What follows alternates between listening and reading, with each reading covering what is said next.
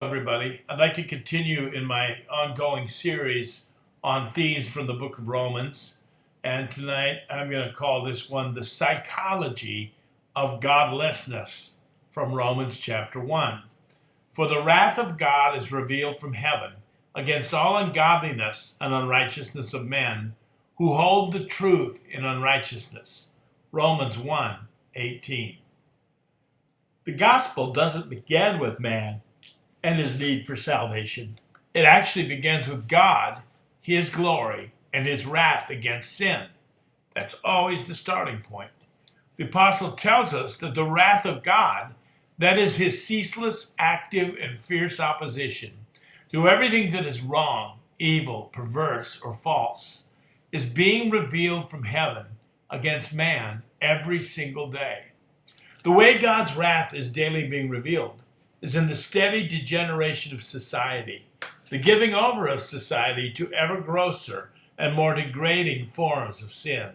The moral and social self-destruction that we're seeing today is an ominous manifestation of the wrath of God. Abortion, homosexuality, the culture of death, and nihilism are what God has given our generation over to by allowing the natural restraints to these to be removed. God's wrath is directed specifically against two categories of evil: the unrighteousness and ungodliness of men. Unrighteousness refers to the sin of those who won't live according to God's holy standards for man. The Ten Commandments, for example, tells us what is right, righteous as far as our relationship to God and man.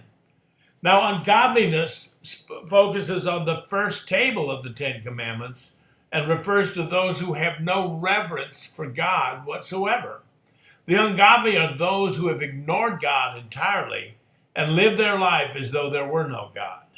Romans 1:18-31 is a divine analysis of the psychology of the godless. It outlines the way the divine wrath works its way out in the degeneration of ungodly societies. This is an amazingly relevant chapter to our modern situation. The ungodly are not ignorant of God. Wrath is being revealed against them because they suppress truth that they do know, refusing to accept their accountability to God. This is what makes the ungodly culpable. Because that which, as it is written, because that which is known of God is manifested in them, for God hath shown it unto them. Romans 1:20. And again, and even as they didn't like to retain God in their knowledge, God has given them over to a reprobate mind to do those things which are not convenient. Romans 1:28. Now God has shown every single one of us enough to make our lives inexcusable in the day of judgment. We have enough knowledge revealed. The things of God are manifested in them, as it says. No matter who we are, final judgment will be on the basis of the light that we had and that we spurned. What is the truth that the ungodly specifically suppress in unrighteousness, thus exposing us to judgment? Well, there are at least three aspects of truth discussed in this chapter. Number one, the truth that we are all created beings, made and sustained by a personal God.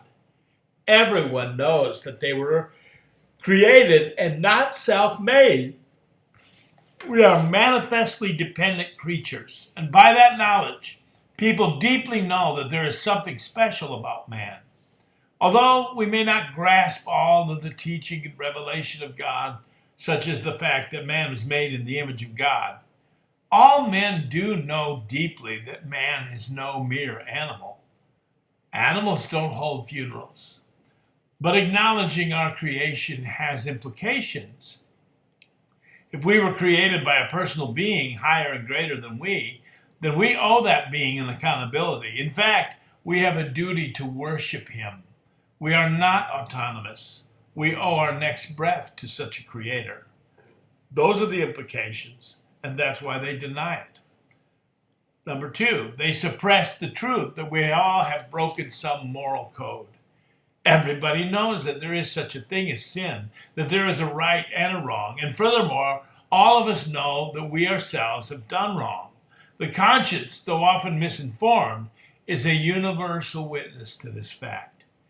Even a person who decries any belief in sin or commandments of any God still knows when wrong is done to them and resents it.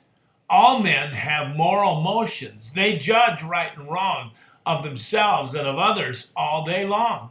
They appeal to conscience and to intangibles such as justice, equity, and so forth. The universal idea of right and wrong implies a fixed standard. Ungodly man doesn't want to admit what he knows in his heart, that this is a moral universe, and furthermore, all seem to know that even the best of us fail even to live up to our own ideals. And finally, the truth is suppressed that there will be some kind of a final judgment. This is deeply embedded in every man's heart, though he attempts to suppress it in various ways. Final judgment, though, actually dignifies man because it implies that the choices we make in this life are of significance, even eternal significance.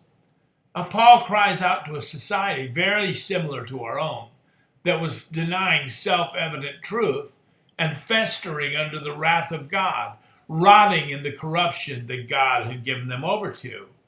And I quote, being filled with all unrighteousness, fornication, wickedness, covetousness, maliciousness, full of envy, murder, debate, deceit, malignity, whisperers, backbiters, haters of God, despiteful, proud, boasters, inventors of evil things, disobedient to parents, without understanding, covenant breakers, without natural affection, implacable, unmerciful, who knowing the judgment of God, that they which commit such things are worthy of death, not only do the same, but have pleasure in them that do them. Romans 1:29-31. All sinners know or have knowledge of God. They resist the knowledge of at least these three things: that there is a God who is the creator of all things, that there is a moral code that we have failed to live up to, and finally, that we are all liable to a judgment, an accountability to God at some point at the end of our life. The reason these are universally held beliefs is because they are the general revelation of the God who made all men. It is the suppression of these self-evident truths that has and will bring further wrath and judgment from God. In other words, it's not what we don't know that is the problem. It's what man does know and refuses to accept. That will be the problem.